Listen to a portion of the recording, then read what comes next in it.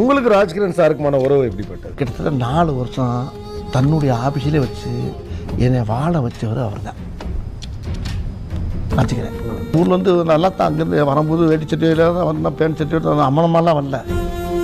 இங்கே வந்து பார்த்தா வேட்டி சட்டை வாங்கி கொடுத்தாரு, டவுசர் சட்டை வாங்கி கொடுத்தாங்க, தாளாட்டினாங்க, என்னென்னமோ பேச ஆரம்பிச்சிட்டானுங்க. அது வேற வைக்கான். ஆனால் சினிமாவை இல்லை நம்மளை வந்து தூக்கி கொண்டாந்து நிப்பாட்டினது அவர் தான்.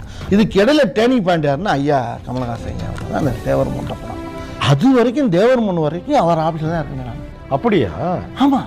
ஓ, அது வரைக்கும் ராஜ்கிரண் சார் அவர் தான் இருக்கு. அவர் படமும் 6 படம் 7 படம் நடிக்கிறேன். ஆ, ஒன்றும் சம்பளம்லாம் ஒன்றும் இல்லை. அவர்கள் ஆஃபீஸில் விட்டு எல்லாம் பண்ணுறோம்.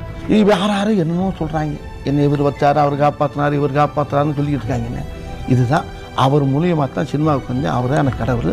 அவர்லேருந்து இவரில் வந்து நிற்கிறேன். அப்படியே என்கிட்ட ராஜ்கிரண் அவர்கள்னா இந்த பக்கம் மணிவண்ணன் அவர்கள் ரொம்ப மிஸ் பண்ணுறேன். கிட்டத்தட்ட எனக்கு ஒரு தகப்பன் ஸ்தானம் அவர். நான் இன்றைக்கி சாப்பிட்ற ஒவ்வொரு